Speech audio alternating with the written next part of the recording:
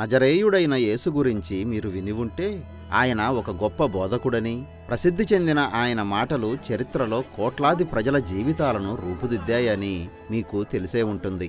నిన్నులాగా నీ పొరుగువాణ్ణి ప్రేమించు. ఇతరులు నీకు ఏమి చేయాలని కోరుతావో నీవు వారికి అలాగే చెయ్యి. యేసు చెప్పిన ఈ మాటలన్నీ కొండమీద ప్రసంగం అని పిలువబడే ఆయన బోధ నుండి వచ్చాయి. అది కేవలం 3 అధ్యాయాలే అయినా దానిలోని ఆలోచనలు, చిత్రీకరణలు చరిత్రలో నిలిచిపోయాయి. మీరు లోకానికి ఉప్పుగా ఉన్నారు. మీరు దేవుణ్ణి, ధనాన్ని ఇద్దరినీ సేవించలేరు. ఎదుటివాని కంట్లో నలుసును తీసే ముందు నీ కంటిలోని దూలాన్ని తీసివేసుకో. ఈ ప్రసంగంలో నిజంగా మనల్ని సవాలు చేసే బోధ ఉంది. ఎవరైనా నీ చెంపమీద కొడితే నీ రెండో చెంప కూడా అతని వైపు తిప్పు.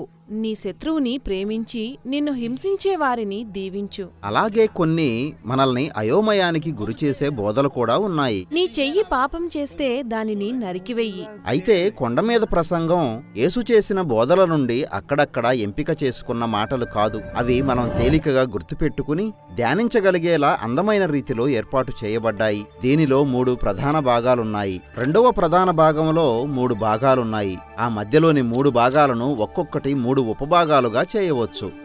ఈ ప్రసంగం చాలా జాగ్రత్తగా రూపొందించబడింది.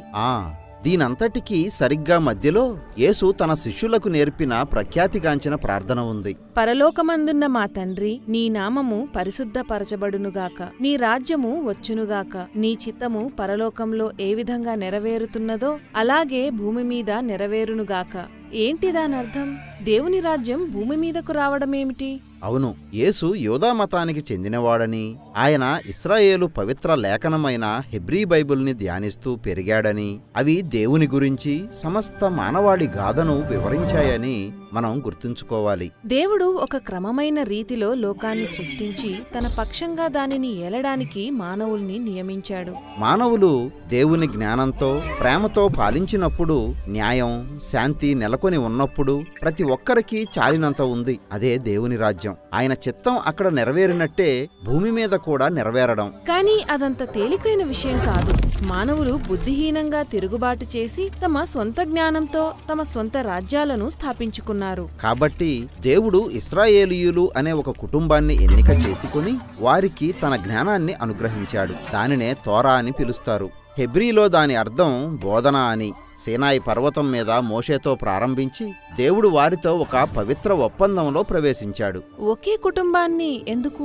దానిలోని ఉద్దేశం ఏమిటంటే ఇశ్రాయేలీయులు దేవుని జ్ఞానం ద్వారా రూపాంతరం చెంది సమస్త రాజ్యాలకు దేవుని రాజ్య ప్రతినిధులుగా ఉండాలని. కానీ యేసు కాలంలో దేవుని రాజ్యం అనేది కనుచూపు మేరలో లేదు. నిజానికి ఇశ్రాయేలు రాజ్యం రోమా సామ్రాజ్యపు అణిచివేత కింద ఉంది. అయితే ఏమైంది? దేవుని రాజ్యం ఎందుకు రావటం లేదు?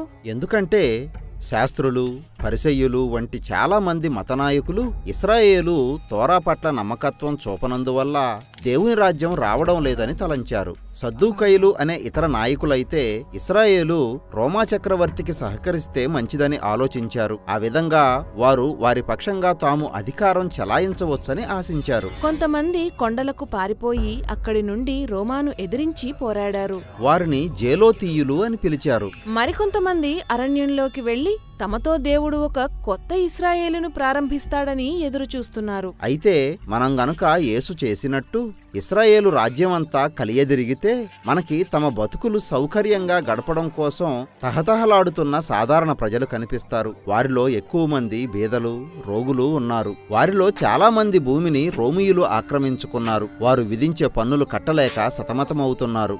వారు శక్తిహీనులు.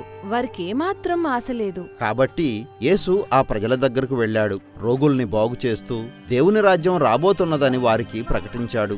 అన్ని చోట్ల నుండి ప్రజలు ఆయన బోధలు వినడానికి ఆయన చుట్టూ మూగారు. ఒకరోజు ఆయన ఒక ఎత్తైన కొండ మీదకి ఎక్కి దేవుని రాజ్యం ఇక్కడే, ఇప్పుడే వారి మధ్య ప్రారంభం అయ్యిందని వారితో చెప్పాడు. అంటే శక్తిలేని, బలహీనమైన ఈ ప్రజలతోనా దేవుని రాజ్యం ఇక్కడ మొదలవుతుందా? అవును, అందుకే ఈ కొండమీద ప్రసంగం మొదటి లైన్లో ఆత్మలో దీనులు ధన్యులు అని ఉంది. వేరే మాటల్లో దేవుని సన్నిధి, ఆయన దీవెనలు ఇంకెక్కడ జీవాన్ని పుట్టించాలి?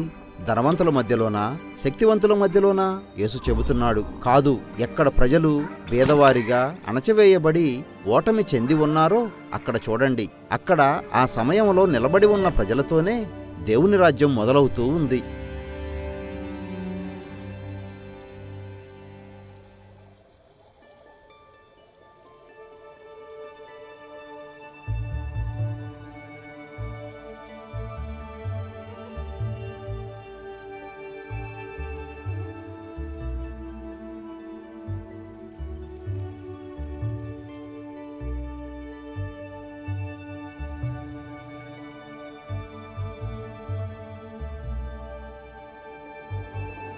కొండమీద ప్రసంగానికి ఒక ఉద్దేశపూర్వక నిర్మాణం ఉంది.